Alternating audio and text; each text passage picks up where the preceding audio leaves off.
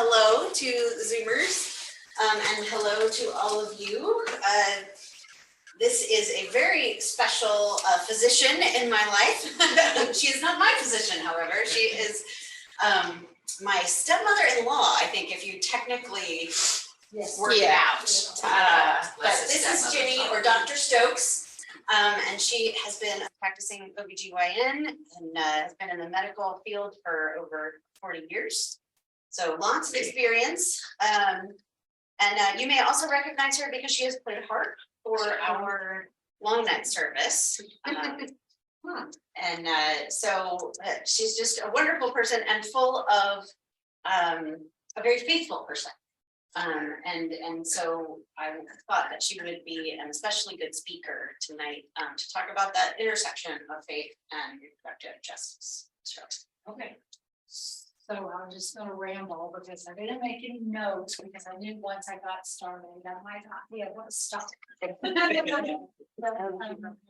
You should see, my name is Virginia Stokes and I go by Gini. So I'm Gini.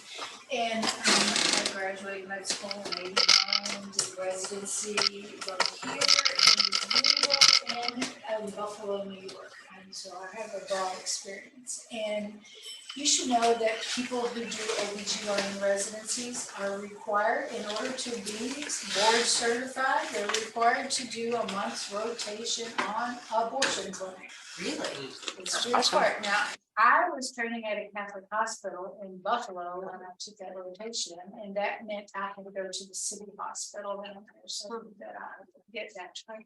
But, you know, that was the requirement then. I don't know that it's a requirement anymore, but some of the very Catholic members of the residency program had to go out west to take a family planning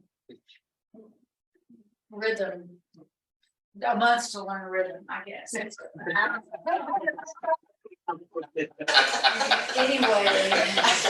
That's hilarious. That is subtle.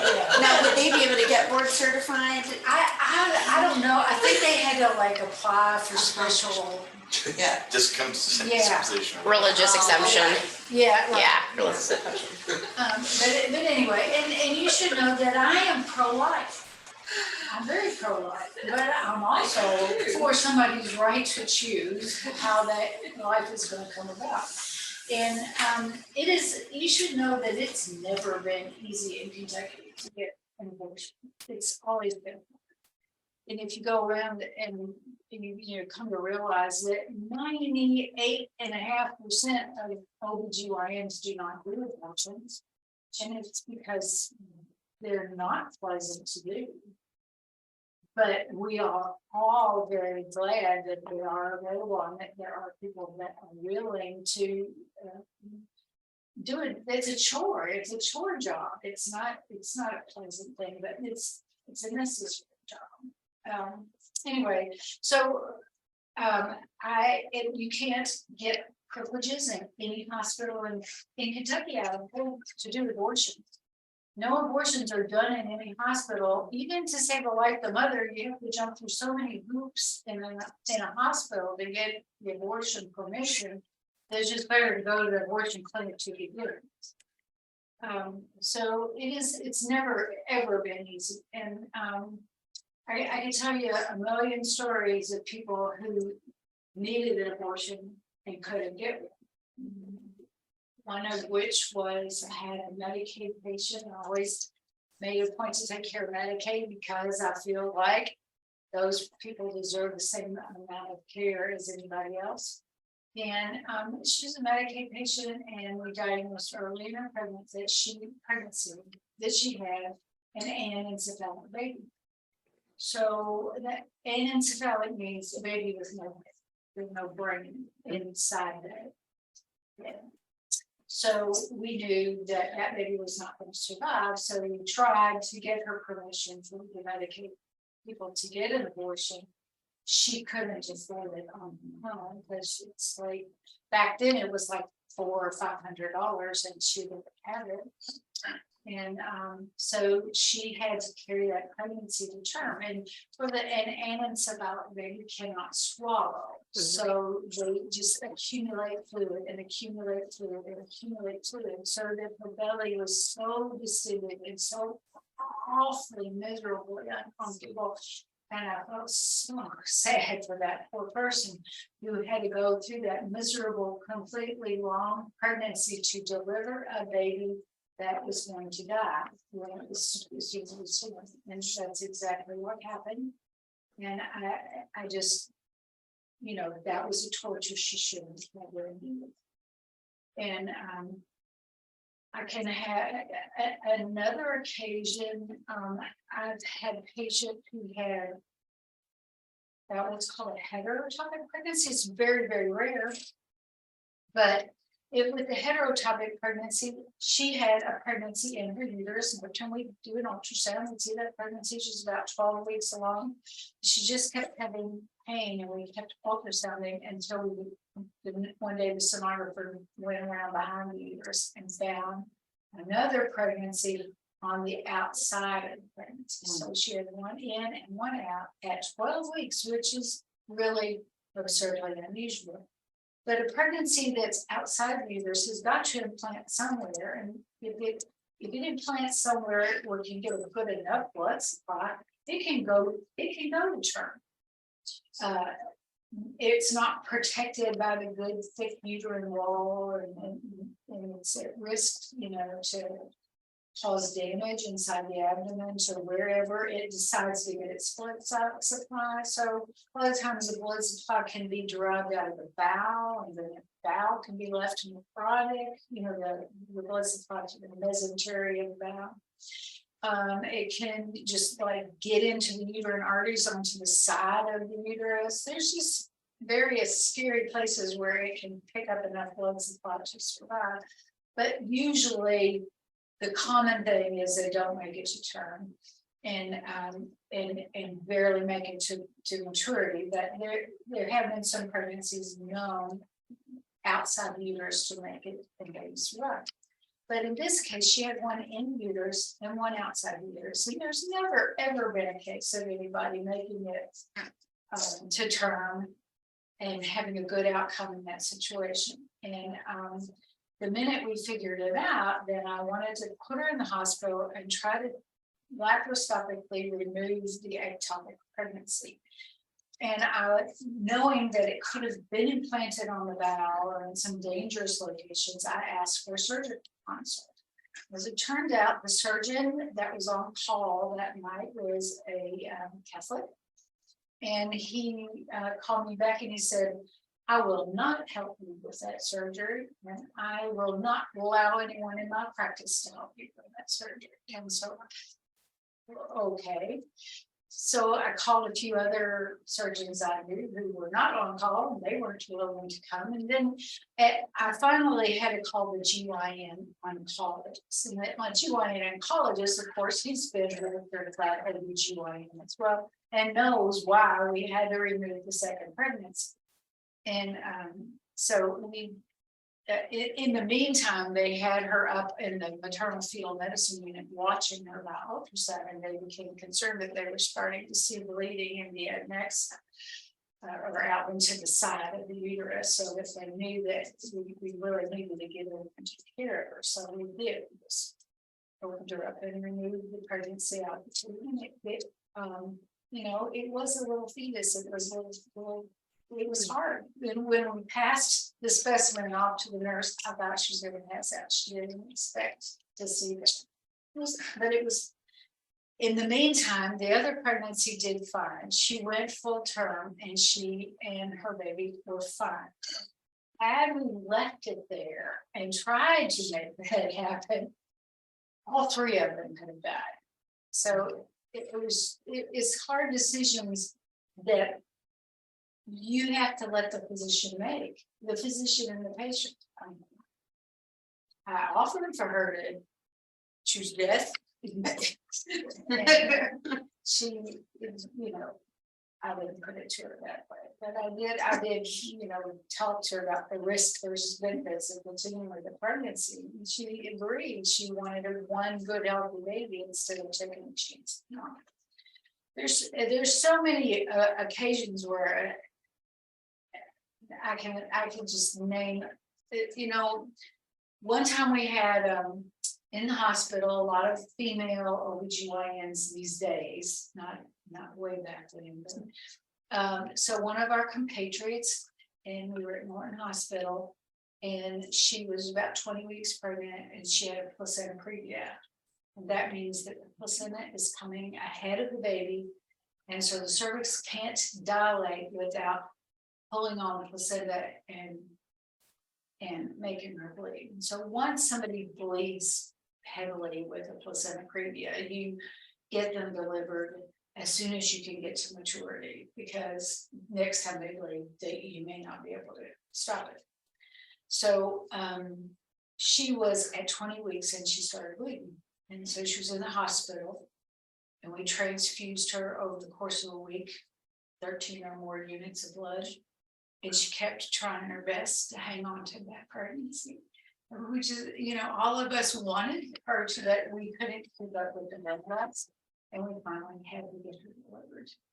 And that's an abortion at 20 weeks, and that's hard, but neither one was going to survive without that. So that's another example of what would happen if you were not allowed to take care of them. There's plenty of times when you have ectopic pregnancies that have a heartbeat that you have to remove. They have to be removed because they're going to rupture and cause bleeding and death. And I did. did you? Yes, Yeah. I lost twin boys, Ah, and it ripped out the whole right side. It's in the tube. It's the whole right side of the part of the uterus. I had leaked over 4 units of blood into my abdomen, yes, and they took care of it, and then it was, yeah. but on ultrasound, you can sometimes still see the heartbeat. I mean, Oh, yeah, the law they is going to be Yeah. that the heartbeat is there, and you can't do It was anything. there until the day before. Yeah. It happened. So,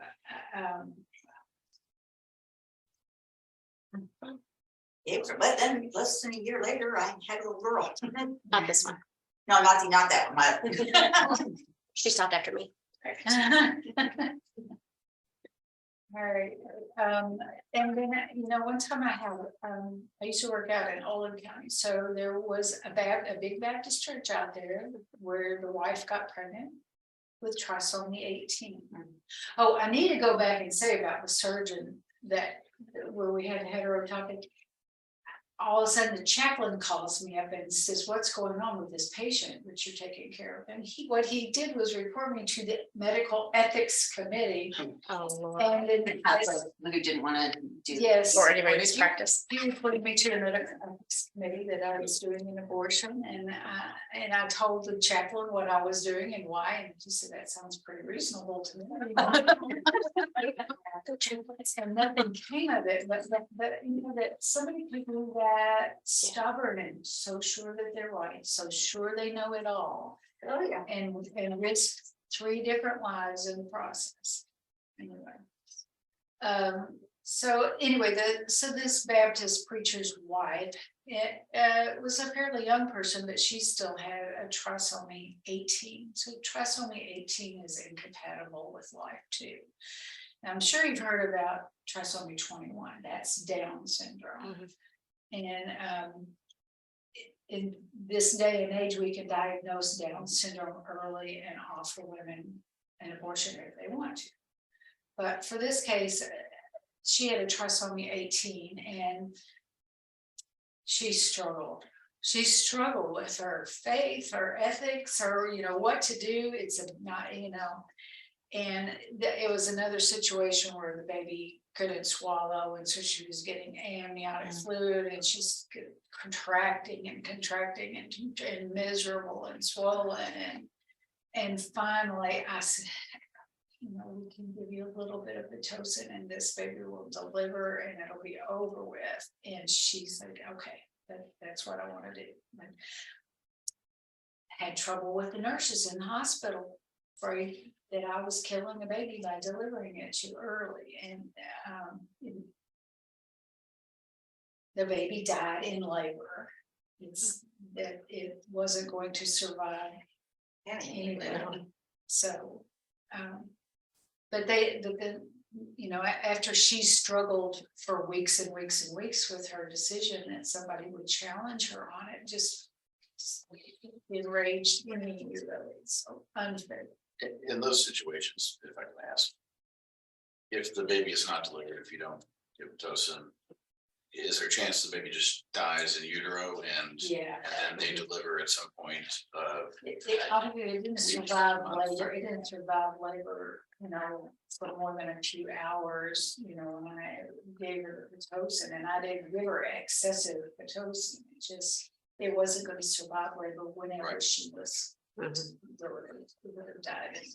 And do you mind telling me which hospital you worked for? It's not. I've been a lot over the I will years. follow up. Do you want this for free? But You would follow up? I'll follow up with my question after. Okay, well, that particular I was working out in Tri-County at the time, so, but the Catholic Well, the reason one I'm was asking. the Norton Hospital. Yeah, I worked at U of L Hospital for a number of years, and we had, first of all, issues on abortion, which we did hardly any abortions unless they were life-threatening. But you know, we had governmental issues because we were a state-owned hospital, Right. and then we had the Catholic healthcare initiatives come in. And then we really had to deal with a lot of stuff there, but yeah, I'm just kind of curious, but obviously, you know, it's through all the hospitals that, you know, most hospitals don't do a lot of abortions, as you said, right? I mean, it's very few. So, Right. Yeah. So when, and I've had a couple of complications of abortion that really threw me for a loop too, or failed abortion, what I should say. So I had on call in residency, a little Catholic girl came in with her girlfriends. She'd gone to get an abortion. She only had X amount of money that they'd all come up with. And it was going to be X amount of money for a pain pill, X amount of money for a pain shot, or a goo-gaba money for actual anesthesia.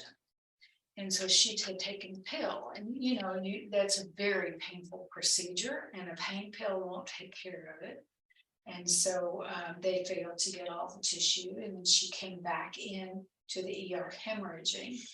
And you know, I had to call her parents who didn't know she was pregnant and didn't know, and here they are about to lose their daughter to hemorrhage without ever having known.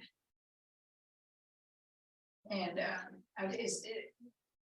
sometimes the Catholic Church frustrates me. I mean, I admire their stand on life, do what you can for life, and I agree with counseling patients. Every single patient I talk to who is considering abortion, you know, I try my best to say, well, there's these other ways. You can do adoption. Some of the most loving thing you could do is to place a child with an adoptive family who will take care of it. But you know, if they make that decision, usually I get it. If you get a teenager and pregnant, then you know there's 50% chance that she'll be pregnant with again within the next year. After she delivers or has an abortion, and that then if she does deliver, then she will definitely, it's like I don't remember exact statistics. I used to remember this at one time. I quit giving that lecture, but it's like 70% of them end up on Medicaid and support because they can't work, they can't take care of themselves, and they don't get any help from the father or the baby. And you know, even the Bible Adam and Eve, when Eve got banished from the garden, they told her punishment was slavery and delivery. Even the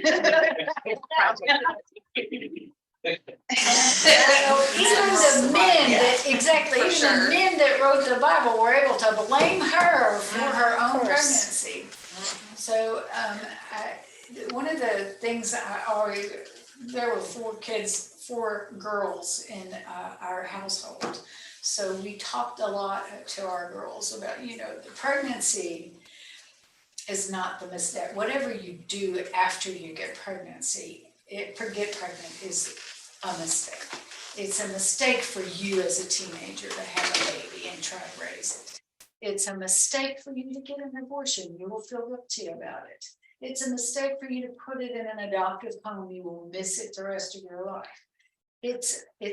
The mistake is when you get pregnant, and yet the Catholic Church is going to take a stand against you getting an abortion, but they're going to take a stand against you getting birth control.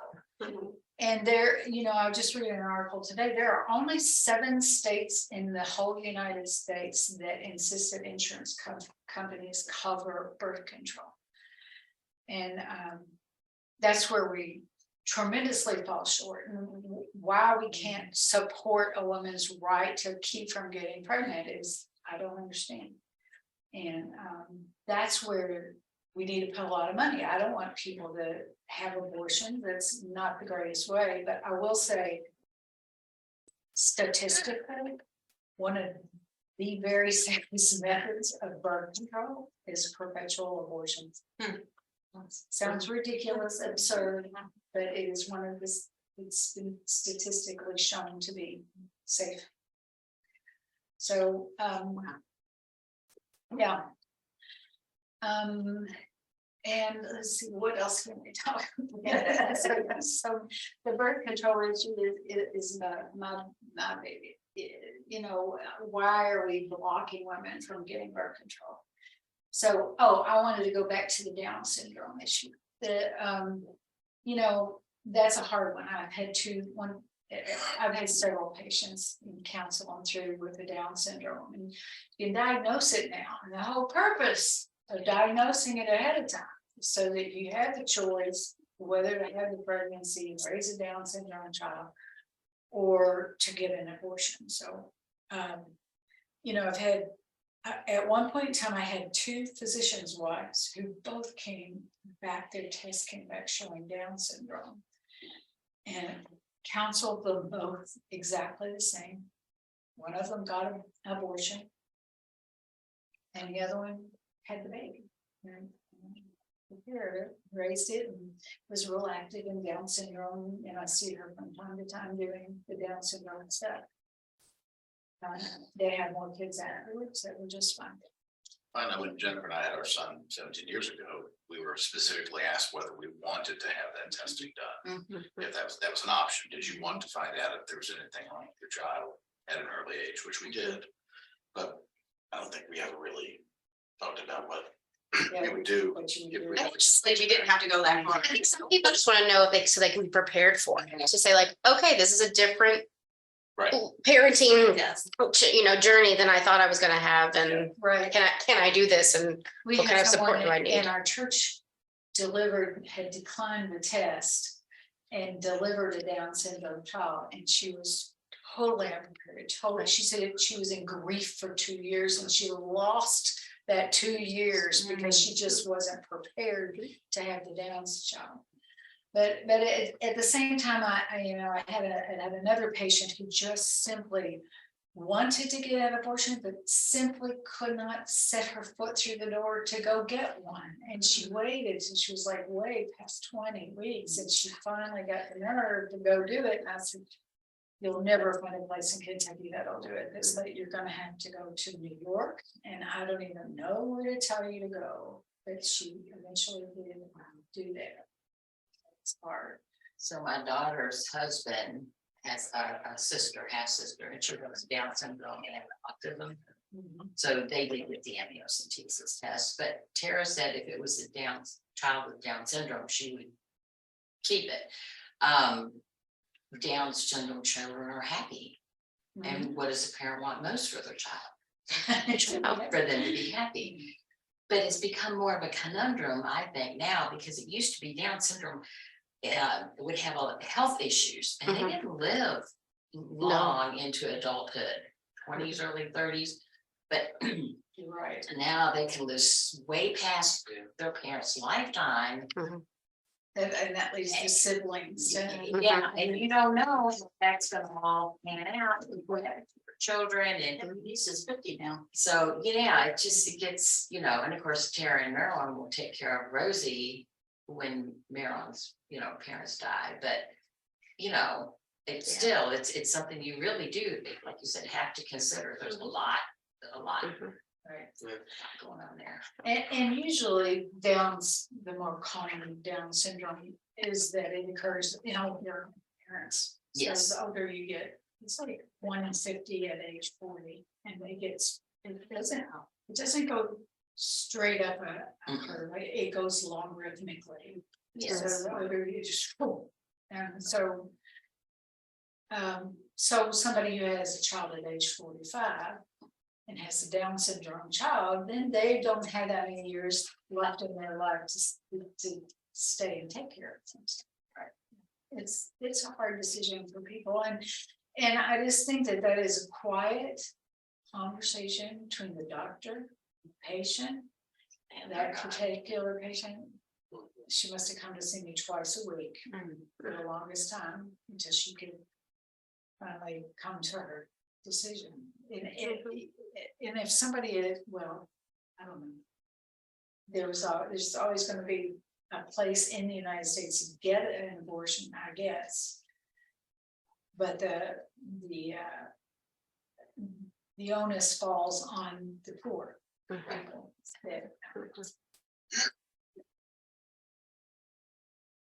But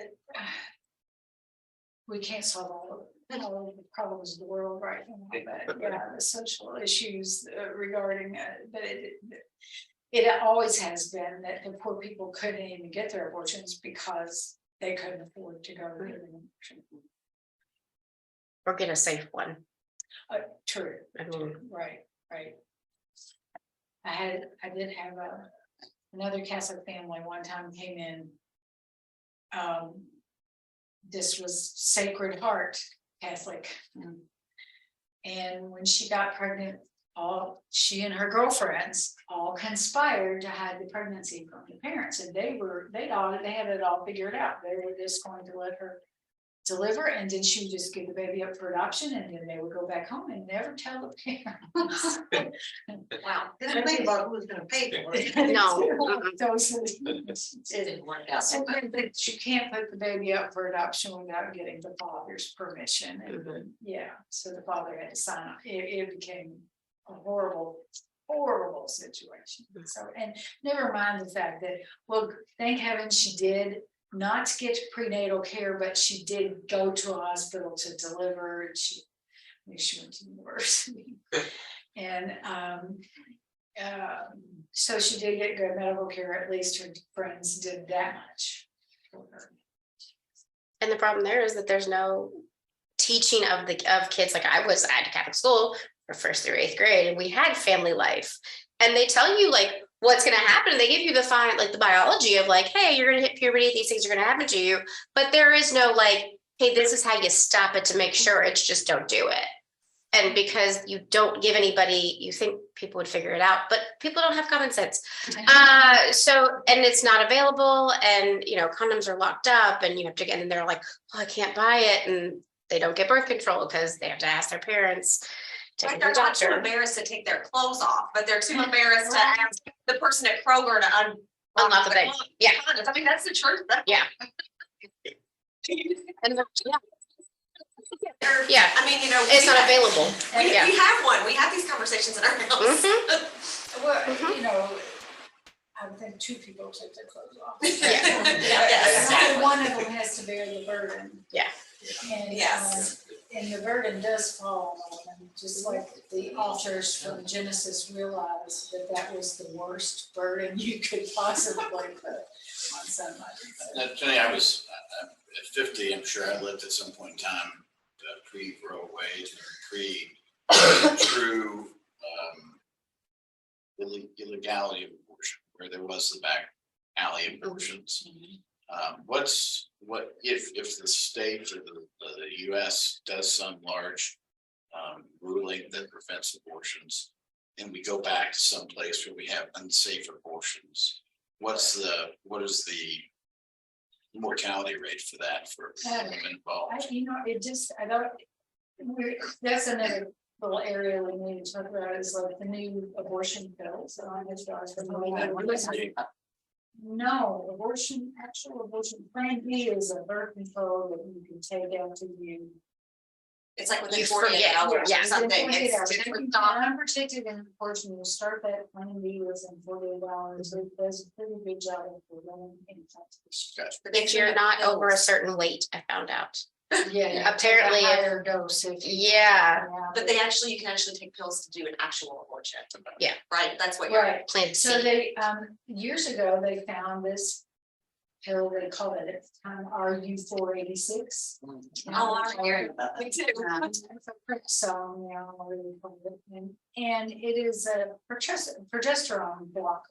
So, in the woman's cycle, the first half of the month is covered by estrogen, and the second half of the month is progesterone. And if they don't get a pregnancy implanted with progesterone, goes away, and then the whole lining of uterus sheds, and you have a period, and there we go. But if you get pregnant or an egg implants in the uterus, then it starts, the ovary provides progesterone to support the pregnancy until the placenta gets big enough at about 12 weeks, and the placenta takes over to support a pregnancy.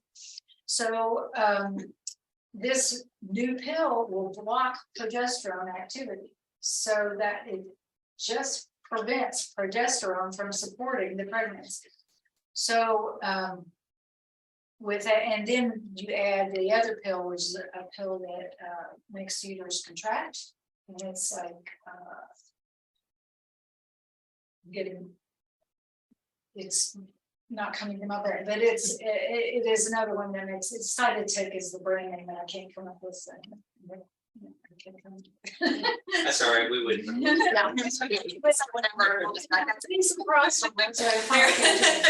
is. Anyway, yeah, so it makes the uterus contract. So after the pregnancy has died, then the uterus will contract and push it out. And that works really well.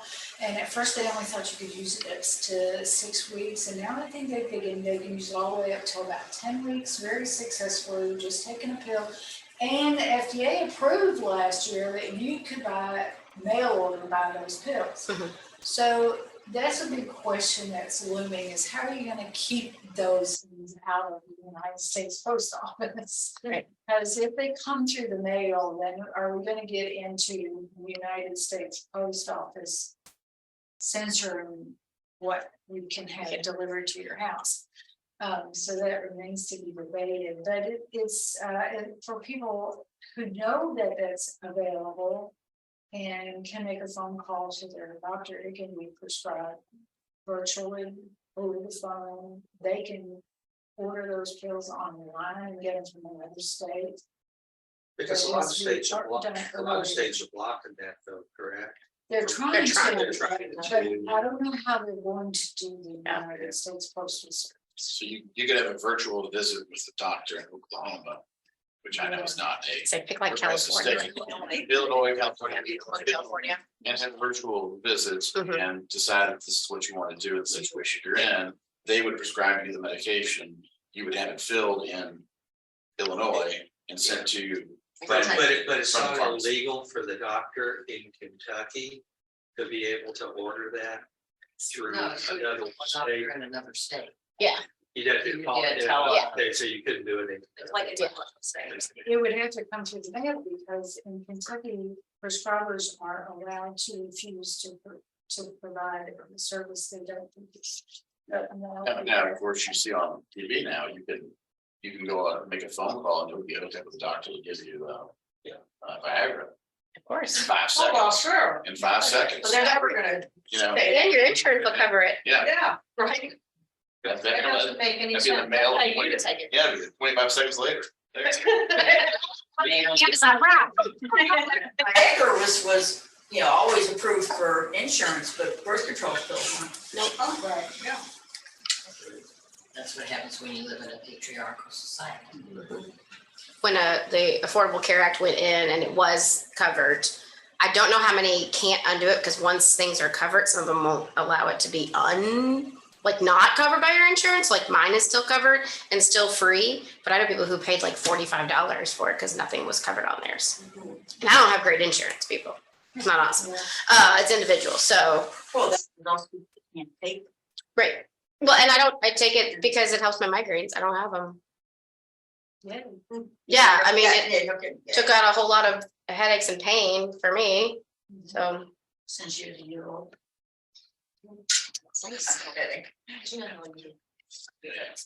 So you asked me, will they pass on infection? So I did have a patient one time who I saw at the health department who had tried to do her own abortion. And I had recognized that she had really messed herself over. And I, at the time, I was not working at the hospital, but I sent her to OBGYN Dr. Anyway, I sent her over there and she called me back as soon as she got the pathology report and she said, there's small intestinal pathology. Where is the patient right now? Because I did the DNC and sent her home, but she essentially perforated her own uterus and caused injury to her small intestine. And then in the process trying to get the uterus evacuated, that small intestine was through. So I think she actually saved her uterus, but I'm not, I do not remember the details on it, but that somebody can do that kind of damage to themselves without. In the Texas, she would have wound up in jail. They would have released her from the hospital and she would have been arrested. And this is what I'm concerned about. I still practice a little bit. I love to go spend a weekend in a rural area and deliver babies for whatever poor doctor has been stuck with no vacation for a while. So I just deliver babies for them on weekend, but you know, I'll get called to the emergency room with possible ectopics and miscarriages. And so, you know, an easy way to treat a miscarriage is to just give them that medicine that makes their uterus contract. But if they take it to the pharmacy and the pharmacist decides they're just going to give themselves an abortion and he doesn't know any better, then he can refuse to give them the medicine. We can't give them miscarriage. And anyway, so I live in fear now that anything I do to actually serve a medical need in a patient, I could be arrested for. So yeah, I think the other problem that we're going to have is we already have a huge shortage of obstetricians. I could show you 3 emails on here if I open it up. I bet people asking me to come and work because they're so short on OBGYNs across the country right now. And it's going to get worse when people say, I'm not going to put myself at risk.